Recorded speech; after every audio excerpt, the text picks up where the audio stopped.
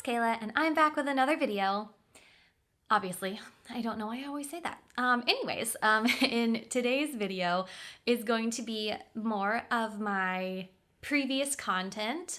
Today is not part of my Blind Mom series. It's just me here as a regular blind person. And in today's video, I'm going to be sharing my rideshare stories as a blind person. So I made a video several years ago about like my tips for using Uber and Lyft as a blind person, which I think is a pretty helpful video. So I will link that. But today I'm going to be talking about just stories of me using rideshare. Some of them are funny or awkward or scary. So let's just jump right in. So I have several stories, but starting off, I think is my personal favorite. This was back when I was in grad school, and I, after class, was standing outside with some of my classmates, and we were just talking, waiting for my Uber to arrive. And then our professor came out and decided to join us. He was probably, I would guess, maybe like 70 or so. And he was a little odd. So he decides that he's going to chat with us a little bit. And so I'm checking my phone, waiting for my Uber to arrive. And when it says it's there, I'm like, okay, it says it's here. Where is it? I don't hear a car nearby. And so my classmates are helping me look for it. My professor is also helping look. And then one of my classmates found it just like a little ways away.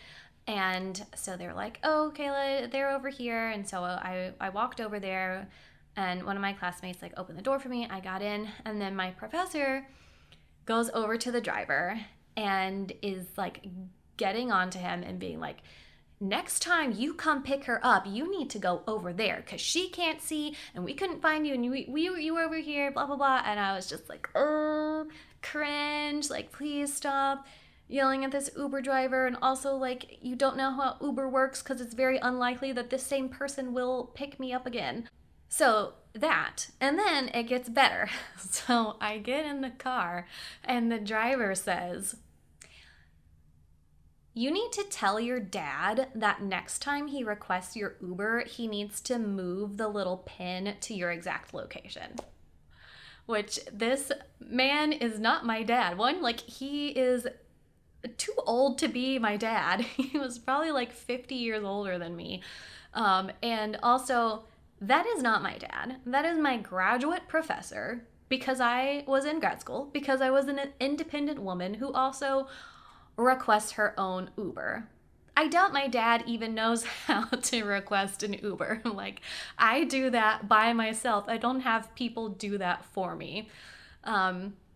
So it was just all around a giant facepalm.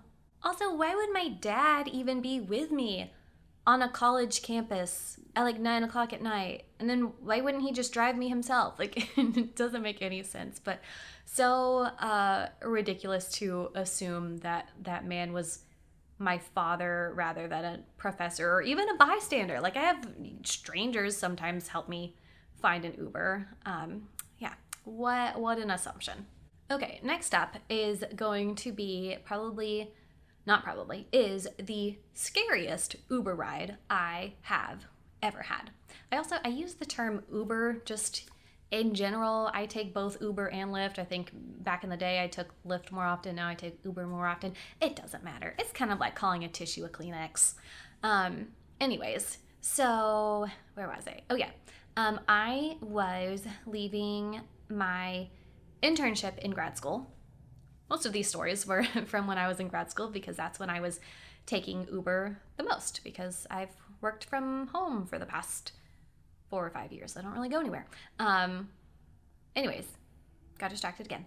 Okay, so I was leaving my internship, and one of my coworkers was waiting with me, and then when the car pulled up, I'm like, okay, I think this is him.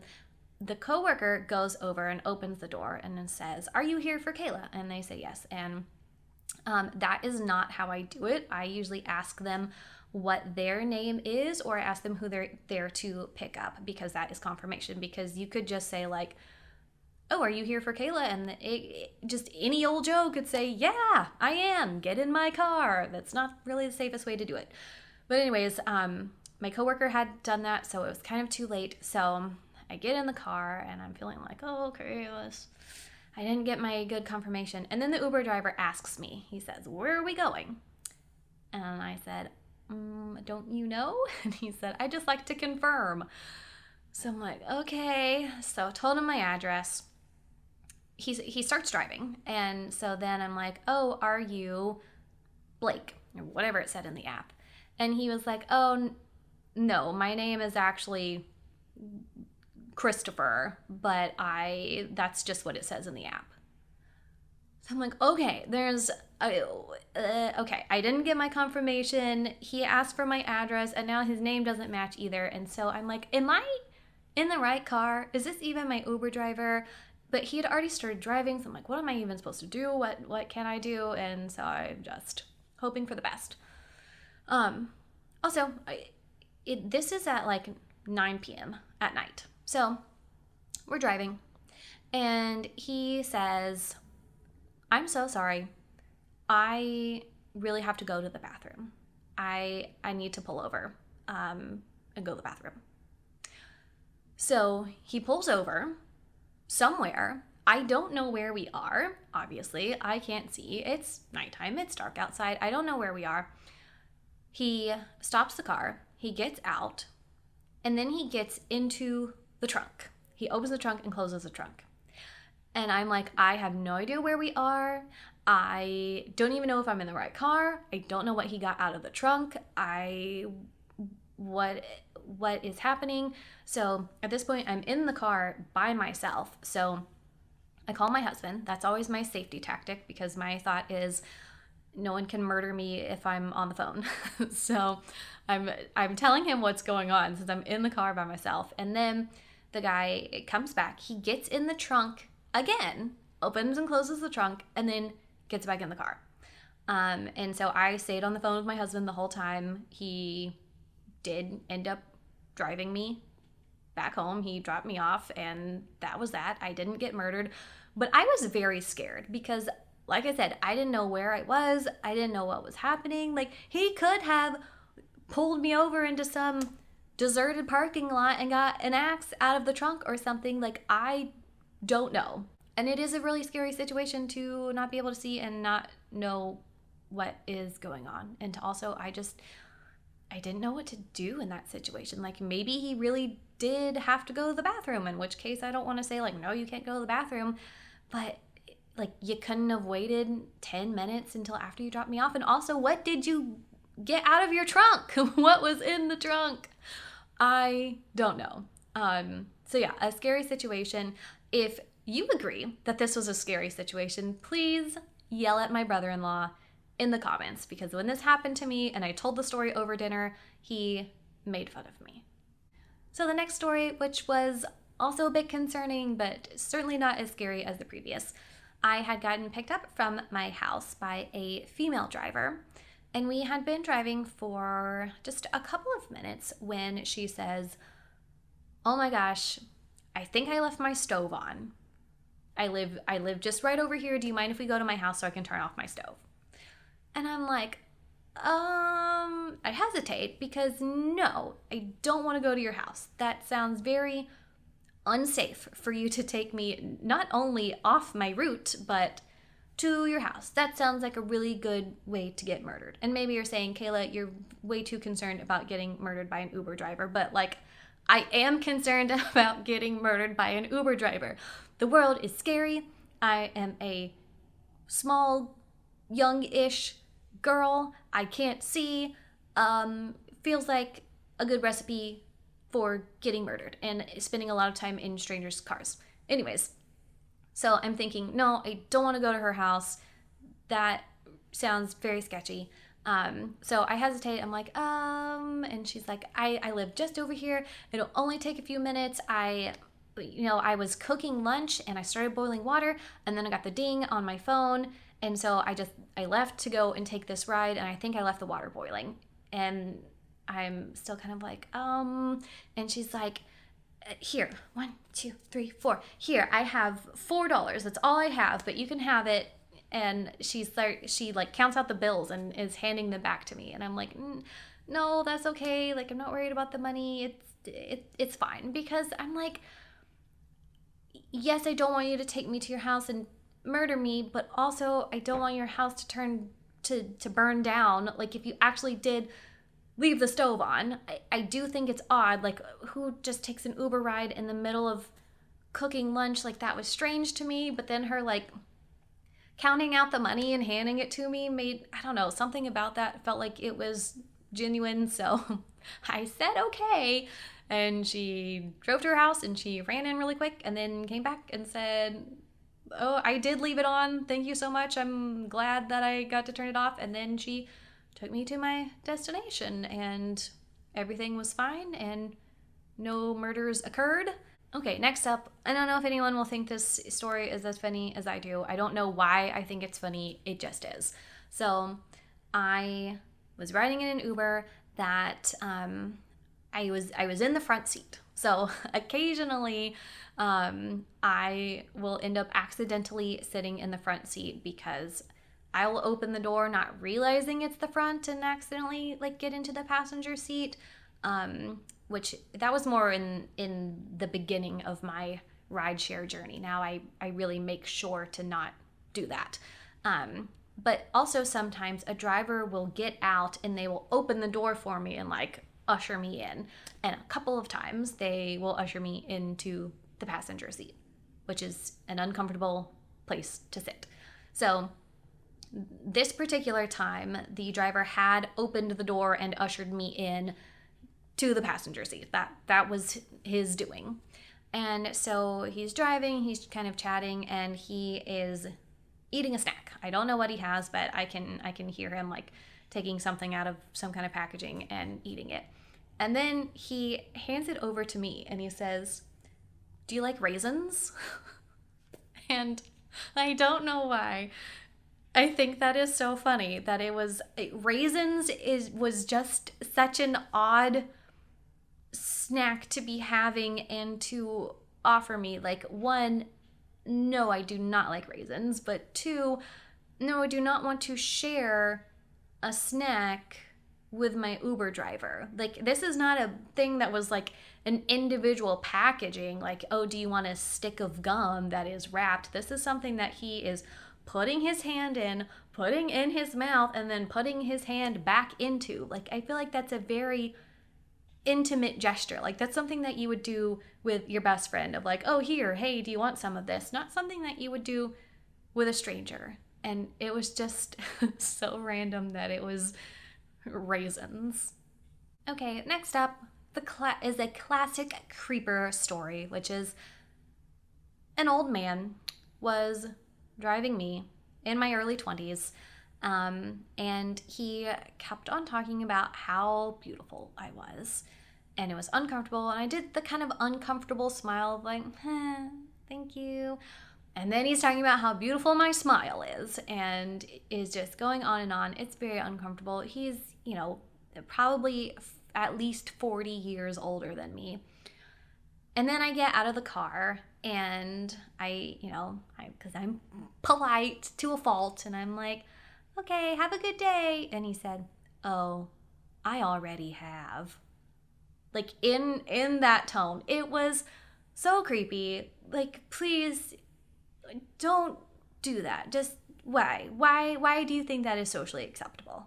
Speaking of being polite to a fault and not wanting to make other people feel uncomfortable, in this next story, I was in an Uber that the car smelled like very, very extremely strong cologne. It was really bothering me. I'm very sensitive to smells, and so when it is very bothersome when in a car smells like really strong cologne or perfume or air freshener or cigarettes, blech, the worst. Anyways, it was so strong, I felt like I could not breathe. And so I asked, like, oh, do you mind if I roll down the window? And he said, I'm sorry? And I said, do you mind if I roll down the window? And he said, oh, oh, sure. In that kind of tone. And I could tell that English was not his first language. So I was like, is this kind of like a language culture difference? Like that what he is really saying like, oh, sure, it's fine? Or what I would traditionally think sounds like sarcasm of him saying, oh, sure. So I'm not sure. So I think he rolled down the window. I think maybe I couldn't. I'm not sure. So he rolls down the window, and of course, I say thank you, and then we're driving along, and he's huffing. He's over there like, I'm like, is he mad about the window? I'm like, no, surely I'm being silly. It's just a window. But then he's rolling it up just a teeny bit at a time, and then a teeny more, and he's huffing, and I'm like, I think he's mad about the window.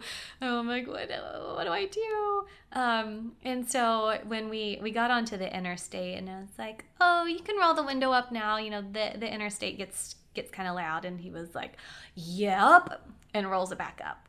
So I'm like, okay, you were mad about the window. Like, you could have just said no. Okay, next one is a classic blind Uber story, which is getting dropped off at the wrong place. So I was going to a doctor's appointment, and when the driver pulled up, I usually try to confirm. I'll say, oh, is this blah, blah, blah medical clinic? So I did that. This driver did not speak English, or didn't speak English well. So I don't think they could understand me when I said, is this blah, blah, blah medical clinic? And they were like, what? And I said, is this blah, blah, blah medical clinic? And they said, yes.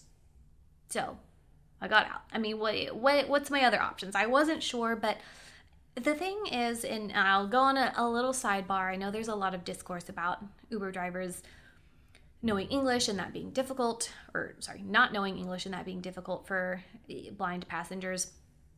And that is true. It is difficult. Like, I'm absolutely not a person saying like, if you live in America, you need to speak English.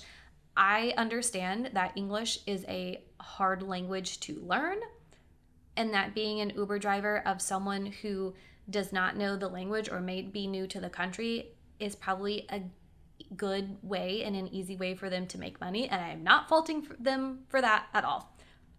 And also, it is difficult being a blind person with someone who doesn't speak English, because I'm not able to point and say like, oh, it's over there, or turn here, or this isn't the right place.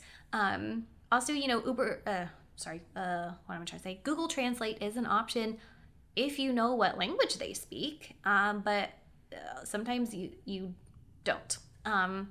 So anyways, back to my story. I get dropped off. I walk in the door, and I'm like, this is not right. I had been to that building before. I knew when I walked in it was not right. The Uber was already gone. There was no one around. The building I had gone in, like, you could go in the first set of doors, but then the second set of doors was locked. So I couldn't even go into the building. There was no one around. So I was FaceTiming Ethan and trying to show him my surroundings and be like, where am I? I have my cane in one hand. I had brought a bottle of water and some paperwork with me. So I'm trying to like put those under my arm, and I've got my cane, I've got my phone. I'm like showing him my surroundings. He doesn't know where I am. I'm dropping my stuff. There's no one around to ask for help. I'm late for my appointment. I'm like, oh, what do I do? Like, what do you do in that situation? And also, how do you confirm that you are in the right place when you ask and the person says, yes, this is that place? It's a difficult situation. So luckily, eventually someone came in the parking lot and got out of their car, and I flagged them down, and I said, I'm looking for this place, and he's looking around, and it's a couple buildings over, and he's like, oh, it's there. It's like 3 buildings over. And I'm like, and he says, do you want me to walk you over there? And I said, yes, please. Thank you. So he walked me over there, sighted guide, which I was so appreciative of. I don't know what I would have done without that. I feel bad if he was late to wherever he was going, but I appreciate that the help. Okay, next up is kind of an honorable mention because this was not an Uber or a Lyft. This was a cab because back in the day, before Uber and Lyft were very common, I took a cab home from work. I worked second shift for my first job out of college. I took the bus there at like 3:30 p.m. and then I got off work at midnight. The bus was not running. Also, I probably would have been too scared to take the bus at midnight. And so I would take a cab home. So I had this one driver a few times that was a 25-year-old girl. And I was 22 at the time, so we were, close in age. And she was very social. She was very outgoing, and had zero filter, like -10 filter. And she talked about all kinds of stuff.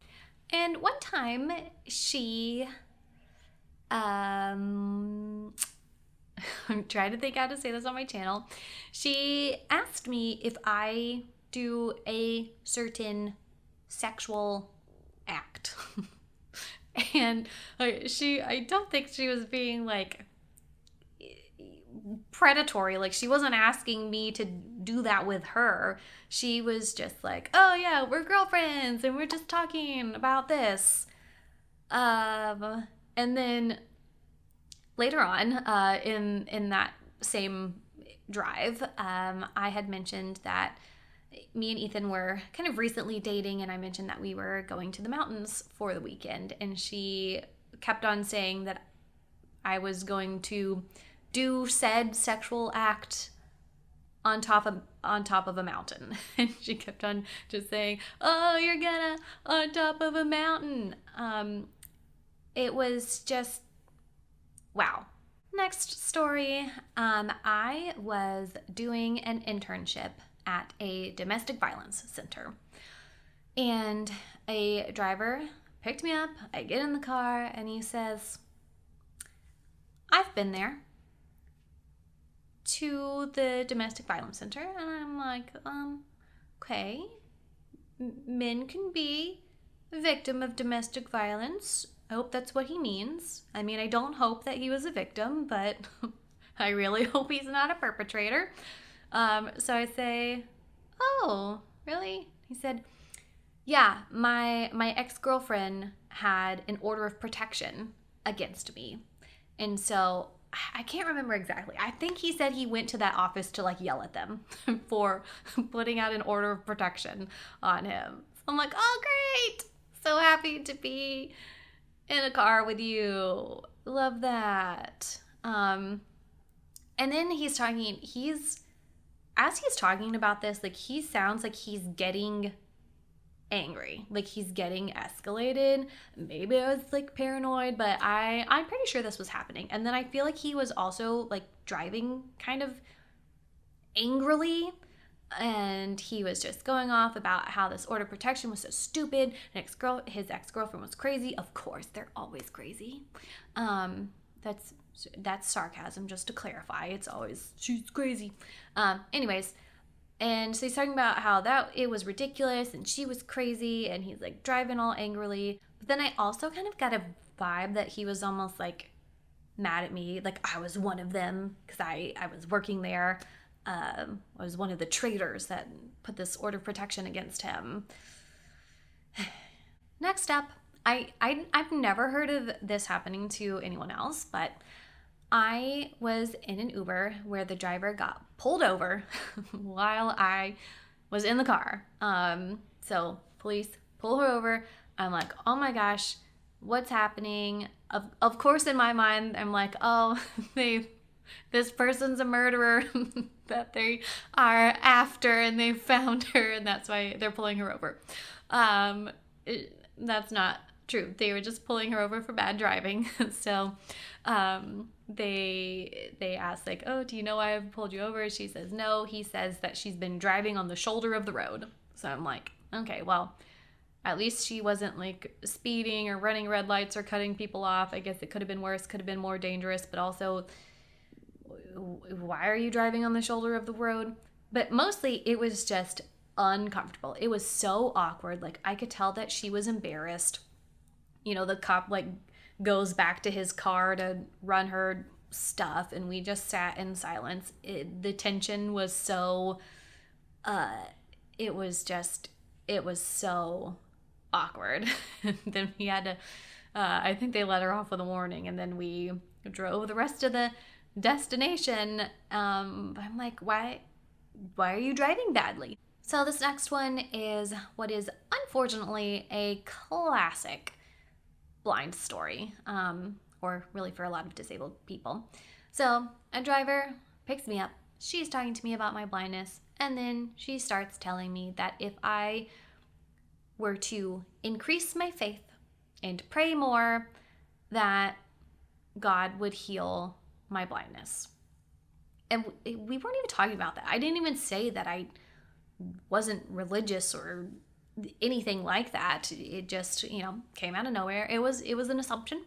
And then she started talking about how she had some knee problem, and then God told her to drink apple cider vinegar, and she did, and it healed her knee. That is great. I do not want to drink apple cider vinegar, nor can I, or do I want to pray my blindness away. Like, that is so ridiculously offensive to say to anyone, much less a stranger. But like, you don't know what my faith is. If you're telling me I need to increase my faith and pray more, you don't know me. I might pray every second of the day. I don't, but like, she doesn't know that. I spent a very long time in my life praying every day for my blindness to be healed. And then I stopped because that wasn't happening. And it's a lot healthier to live with acceptance instead of trying to beg a higher power to heal you. Anyways, it was really uncomfortable to be like trapped in the car. Like, I could not walk away from it. I was really like not engaging with it. I was not being as polite as usual. I wasn't just saying like, oh yeah. I think I was just trying to really not engage with her, but she was really going on and on. But it's really offensive because you're insinuating that A, I need to be fixed, B, that it's possible to be fixed, and C, that it's my fault. Like, I could be doing something differently in order to get fixed. And all of those things are wrong. Okay, so I'm going to end the video with 2 positive encounters. Yay. So one is that currently I take a ballet class and I Uber home from it. And when I get picked up, I am using my cane. I assume people know that I'm blind. And on several occasions, not just once, but several times, I get in there with my cane and my ballet shoes, and, they're picking me up at a dance studio. And they have asked me, oh, are you taking a dance class or do you teach? And I just think that is so flattering that they think that a blind person can teach a dance class, because, people are always doubting what blind people can do. And it is just really refreshing when people don't have such a narrow view of what blind people are capable of. And it's just a very casual question of like, oh, do you teach the dance class? And I just find that to be lovely. And then last one is I got picked up from a job interview on the day that Taylor Swift's Lover album came out. And so we were chit-chatting. She had asked me like, oh, what are you up to today? And I said, I'm about to go home and listen to the new Taylor Swift album. And she said, you kind of look like her. And I said, thank you. That is the nicest thing that anyone has ever said to me. I don't think that is true. And she is the only person that's ever said that to me. But still, to this day, it is my favorite compliment that I have ever received. Okay, so that's all of them. I hope you guys enjoyed this video. Feel free to leave your rideshare stories in the comments below. I would love to hear them, and I will see you guys next time.